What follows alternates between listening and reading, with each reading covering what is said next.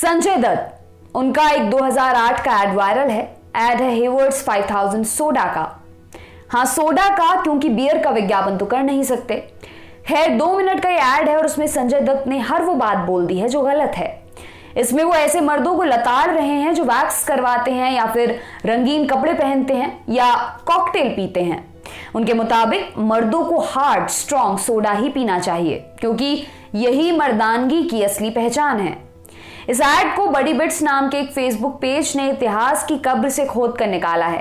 Add में वो क्या कह रहे हैं, आइए आपको बताते हैं। प्रॉब्लम यह है कि कई सारे मर्द लंबे बालों में दिखते हैं आजकल, पैर वैक्स करते हैं, छाती के बाल शेव करते हैं।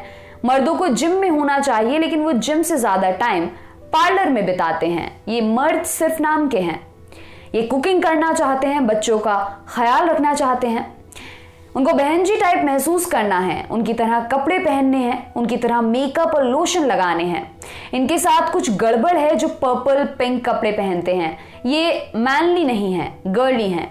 मर्दों को ब्लू, ब्लैक, ग्रे रंग पहनने चाहिए। Facial, lip gloss, hand creams, calorie counting से हमारा कुछ लेना देना नहीं होना चाहिए।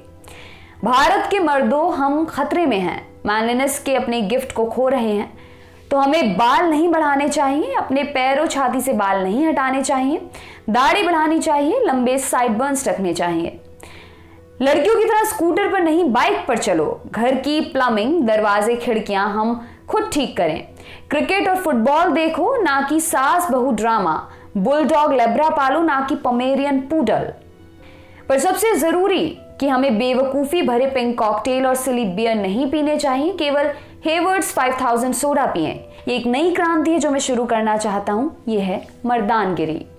इस एड की खासी आलोचना हो रही है। अनुराग चौहान नाम के एक वेरीफाइड यूजर ने लिखा, मुझे यकीन नहीं हो रहा है कितना अजीब, बेतुका और असंवेदनशील एड है।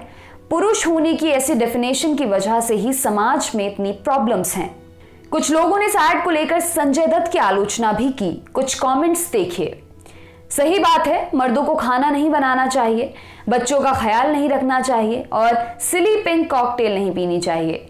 उसकी जगह कोकेन लेना चाहिए, जेल जाना चाहिए। एकदम बेहुदा, कहां से आते हैं ये लोग? ये क्या बकवास कर रहा है? अपने लंबे बालों वाले दिन भूल गया क्या? तभी अपने बाल भी रंगता था, तब उसकी मर्दानगी कहां थी? क्या उसके कहने का मतलब है कि उस वक्त कम मर्द था या नामर्द था? खुद करे तो स्टाइलिश, दूसरे करें तो गर्लिश, वह रे मर्दानगी। ट्विटर पर एक यूजर ने सवाल किया, मैं एडवर्टाइजिंग के दिग्गजों से सवाल पूछना चाहता हूं, संजय दत्त के इस बहुत अजीब टॉक्सिक मर्दानगी का प्रचार करने वाले हेवर्ड्स 5000 के पीछे कौन सी टीम थी? हालांकि कुछ लोग ऐसे भी थे जो संजय दत्त का बचाव करते हुए दिखे। कहा कि एक्टर्स पैसों के लिए ऐसा करते हैं, उसकी आंखों में देखो वो बस स्क्रिप्ट पढ़ रहे हैं, ये बस एक विज्ञापन है, उसके लिए उन्हें ऐसे ट्रोल नहीं करना चाहिए। क्या गलत है उस एड में? सब कुछ। पहली लाइन से लेकर आखिरी लाइन तक उस एड में सब कुछ गलत है। एड में संजय दत्त मर्दानगी की जो परिभाषा दे रहे हैं, असल में वो एक टॉक्सिक मर्दानगी है। मतलब ऐसी मर्दानगी जो औरतों पर तो अत्याचार करती ही है, साथ ही संवेदनशील समझदार पुरुषों पर भी एक तय ढांचे के अनुसार ढलने का दबाव बनाती है। कुछ साल पहले हमने एक वर्कशॉप अटेंड की थी। 3 दिन की उस वर्कशॉप में काफी विस्तार से बताया गया था कि कैसे मर्दानगी के निशाने पर पुरुष सबसे ज्यादा होते हैं।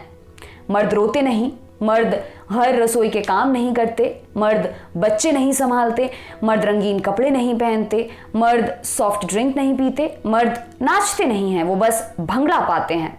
कई मर्द रोना आने पर भी अपना रोना रोकते हैं। कई मर्द गुलाबी कमीज पसंद आने पर भी उन्हें खरीदने से बचते हैं, क्योंकि वो तो लड़कियों का कलर है।